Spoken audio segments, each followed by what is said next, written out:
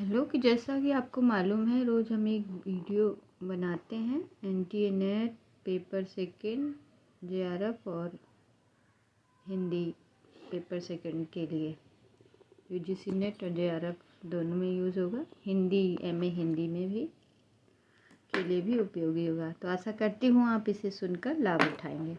Daily हमारा एक video बनता है। तो देखिए, अभी हम श्रीपद तक पढ़े थे, आगे पढ़ेंगे वीर। उत्तर मध्य का रीतिकाल के कवि हैं ये। प्रकरण 2। ये दिल्ली के रहने वाले कौन? वीर। दिल्ली के रहने वाले श्रीवास्तव कायस्थ थे। श्रीवास्तव को कायस्थ भी कहा जाता है। इन्होंने कृष्ण चंद्रिका, क्या लिखा है इन्होंने? कृष्ण चंद्रिका नामक रस और नायिका भेद एक ग्रंथ संवत 1779 में लिखा। कविता साधारण है। वीर रस का कवित्व देखिए। अरुण बदन और फर के विशाल बाहु, कौन हुयो है करे सामने जो रुख को। प्रबल प्रचंड निश्चर फिरे आए, धूरी चाहत मिलाए 10 कंद अधमुख को। चमके समर भूमि बरसी साहस फन, कहत पुकारे लंक अंक दीन दुख को। बल्कि बोले वीर रघुवीर धीर, मही पर मीड़ी मारो आज 10 मुख को।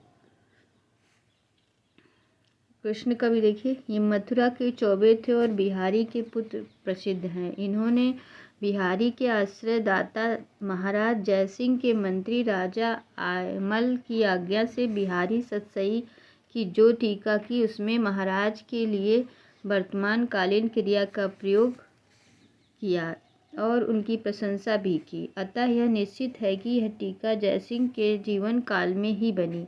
महाराज जयसिंह संवत 1799 तक वर्तमान में थे। अतः टीका संवत 1785 और 1790 के बीच में होगी। इस टीका में कृष्ण ने दोहे के भाव पल्लवित करने के लिए सवैया लगाए और वर्तिक में काव्यांग स्फुट किए। काव्यांग उन्होंने अच्छी तरह दिखाए और वे इस टीका के प्रधान अंग है। इसी से रीतिकाल के प्रतिनिधि कवियों के बीच ही रखे गए। इनकी भाषा सरल और चलती तथा अनुप्रास आदि की ओर बहुत झुकी है। दोहे पर जो सवैया इन्होंने लगाए, उनसे इनकी साहित्यता, रचना कौशल और भाषा पर अधिकार अच्छी तरह प्रमाणित होता है। इनके 2 सवैया देखिए। किसके? कृष्ण कवि के। शीश मुकुट कट कछनी, कर मुरली उर्माल, यही बनिक मो मन सदा, बसो बिहारी लाल। छवि सो फबी शीस किरीट बन्यो, रुचि साल हिये बनमाल लसे। कर कंजही मंजू रत्नी मुरली, कछनी काट चारु प्रभा बरसे। कवि कृष्ण कहे लखी सुंदर मूरत, यूं अभिलाष ही सरसे। थोरहि गुण रीझते विसारी वह बानी, तुमहु कान्हा मानो भय अचकाल के दानी। हैं आतिप आरात में बिनती, बहु बार करी करन रस भीनी। कृष्ण कृपा निधि दीन के बधु, सुनो अशुनो तुम कहे कुकीनी। रिझते रंजक की गुण सो वह बानी, बिसारी मानो अब दीनी। जानी परी तुमहु हरिजू काली, काल के दानिन की गति लीनी। रसिक सुमति, ये ईश्वर दास के पुत्र थे और सन 1785 में वर्तमान में थे। इन्होंने अलंकार चंद्रोदय नामक एक अलंकार ग्रंथ कुलय बलय आनंद के आधार पर दोहे में बनाया। पद रचना साधारण अच्छी है। प्रत्यनिक का लक्षण और उदाहरण एक ही दोहे में देखिए। प्रत्यनिक, अरि सो ना बस, अरि हितु ही दुख दे, रबिसो चले न कंज दीप्ति सती हरि ले रसिक सुमति। गंजन का देखिए, ये काशी में रहने वाले गुजराती ब्राह्मण थे। इन्होंने संवत 1786 में कमरुद्दीन खां हुलास नामक श्रृंगार रस का एक ग्रंथ बनाया, जिसमें भाव भेद रस भेद के साथ षष्ठ ऋतु का विस्तृत वर्णन किया। इस ग्रंथ में इन्होंने अपना पूरा वंश परिचय दिया है और अपने प्रपितामह मुकुट राय के कवित्व की प्रशंसा की है। कमरुद्दीन खां दिल्ली के बादशाह के वजीर थे और भाषा काव्य के अच्छे प्रेमी थे। उनकी प्रशंसा गंजन ने खूब जी खोल के की, जिससे जान पड़ता है कि उनके द्वारा कवि का यह बड़ा अच्छा सम्मान हुआ है। उपयुक्त ग्रंथ एक अमीर को खुश करने के लिए लिखा गया है। इससे ऋतुवर्णन के अंतर्गत उसमें अमीरिक शौक और आराम के बहुत से सामान गिनाए गए हैं। इस बात में ये ग्वाला कवि से मिलते जुलते हैं। इस पुस्तक में सच्ची भावुकता और प्राकृतिक की शक्ति बहुत अल्प है। भाषा की शिष्ट और पजल नहीं। एक कविता नीचे दिए जा रहे हैं। मीना के महल जरभाप दर पर्दा है, हलवी फनुशन में रोशनी चिराग की, गुलगुली गिलम गंजन का है, गुलगुली गिलन गरक आवा पग होत, जहाँ बिछी मसनद लालन के दांत से, केती महात बहुमुखी खिचित जवाहरीन के, गंजन सुखबी कहे बोरी अनुराग की, एता मोहद्दुल्ला कमरुद्दीन खां की मंजिलिस है, सिर से ग्रीष्म बनाई बड़ा भाग की। अली मुहीब खां प्रियतम 22 नंबर। ये आगरा के रहने वाले थे। इन्होंने संवत 1787 में खटमल बाईसी नाम की रहस्य की एक पुस्तक लिखी। इस नाम ही फंस वाला है। इस प्रकरण के आरंभ में कहा गया है कि रीतिकाल की प्रधानता श्रृंगार की रही। यद्यपि वीर रस लेकर भी रीति ग्रंथ रचे गए, पर किसी और रस को अकेला लेकर मैदान में कोई नहीं उतरा था। यह हौसले का काम हजरत अली मुहीब खां साहिबा ने कर दिखाया। इस ग्रंथ का साहित्यिक महत्व कई पक्षों में दिखाई पड़ता है। हास्य आलंबन प्रधान रस है। आलंबन मात्र का वर्णन ही इस रस में पर्याप्त होता है। इस बात का स्मरण करते हुए जब हम अपने साहित्य क्षेत्र में हास्य के आलंबन की परंपरा की जांच करते हैं, तब एक प्रकार की बधी रूढ़ी सी पाते हैं। संस्कृत के नाटक में खाऊपन और पेट की दिल्लगी बहुत बधी सी चली आई। भाषा साहित्य के कंजूसों की बारी आई। अधिकतर यही हास्य रस के आलंबन रहे। अली मुहीब खां, जिसका नाम प्रीतम भी था, खां साहब ने शिष्ट हास्य का एक बहुत अच्छा मैदान दिखाया। इन्होंने हास्य रस के लिए खटमल को पकड़ा, जिस पर यह संस्कृत उक्ति प्रसिद्ध है।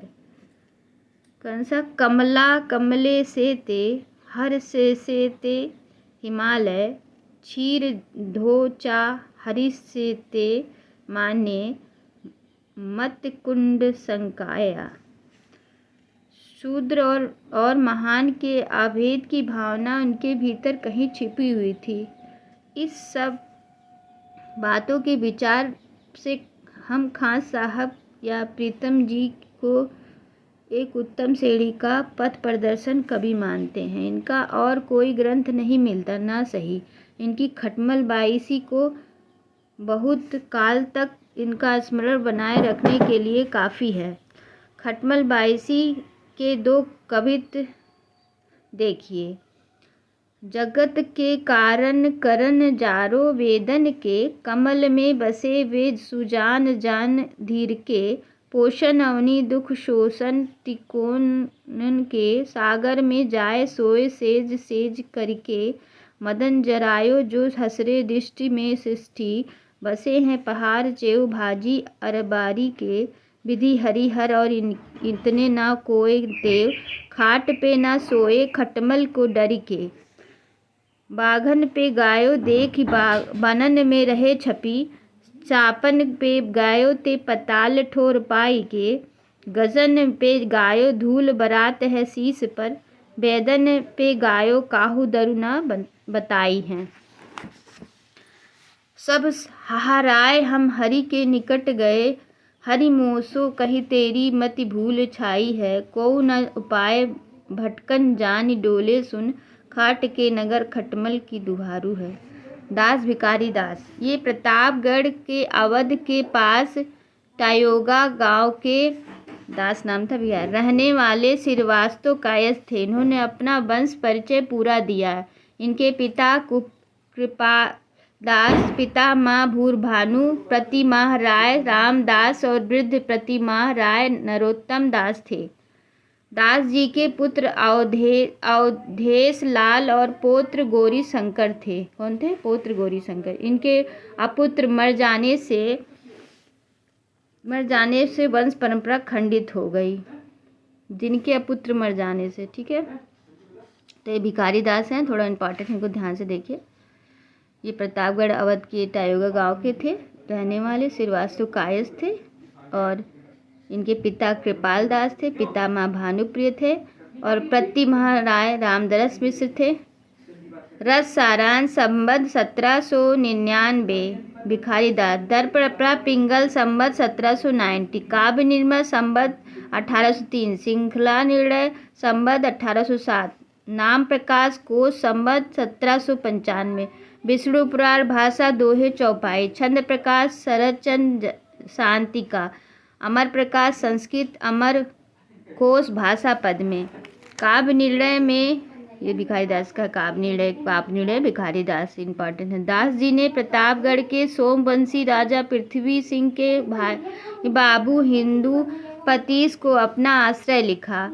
राजा पृथ्वीपति संबत 1791 गद्दी पर बैठे थे और 1807 में दिल्ली के वजीर दफरसगंज द्वारा छल से मारे गए थे। ऐसा जान पड़ता है कि संबत 1806 के बाद इन्होंने कोई ग्रंथ नहीं लिखा, अतः इनका कविता काल संबत 1785 से लेकर 1807 तक माना जाता है। काव्यांश के निरूपण में दास जी के स्वर प्रथम स्थान दिया गया, क्योंकि इन्होंने छंद रस अलंकार रीत गुण दोष छंद रस अलंकार रीत गुण दोष शब्द शक्ति आदि सब विषयों को औरों से विस्तृत प्रतिपादन किया है।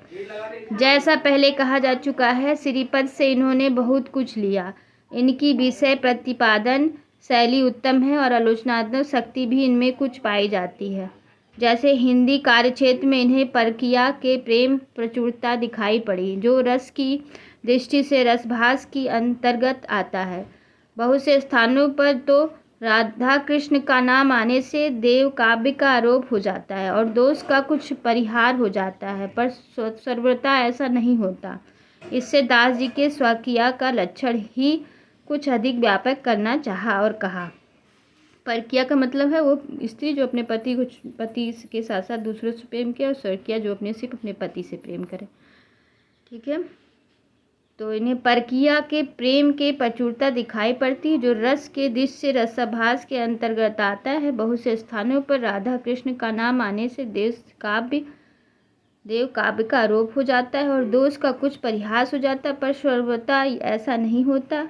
इससे दास जी के स्वकीय का लक्षण ही कुछ अधिक व्यापक करना चाहा और कहा। श्रीमानन के भौन में भोग्य समीनी और तिनहु को सुखिया में गने सुकबी सिर मोर।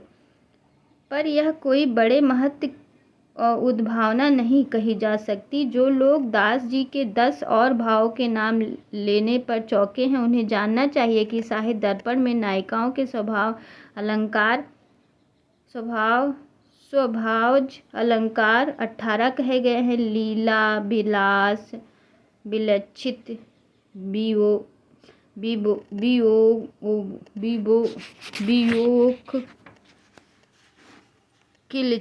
किंचित, मोटायति कुटमित बिम्भर ललित बिहत मद तपन सो, ये सब अलंकार है। मौगध्य विक्षेप कौतुल हसित चकित और कैली। तो यहीं तक हम पढ़ेंगे इतने अलंकार के नाम। इनमें से अंतिम 8 को लेकर आदि दास जी ने भाषा में प्रचलित दास भावों को जोड़ दिया, जो क्या नई बातें की। तो नई बातें क्या थी? जो अंतिम प्रचलित 10 भावों को जोड़ दिया था। तो नमस्कार, आशा करती हूँ आप इसे सुनकर लाभ उठाएंगे। तो जैसा आपको पता है, हम हिंदी साहित्य का इतिहास आचार्य रामचंद्र शुक्ल का लिखते हैं, जो आपके नेट परीक्षा में ये है बुक। तो नमस्ते।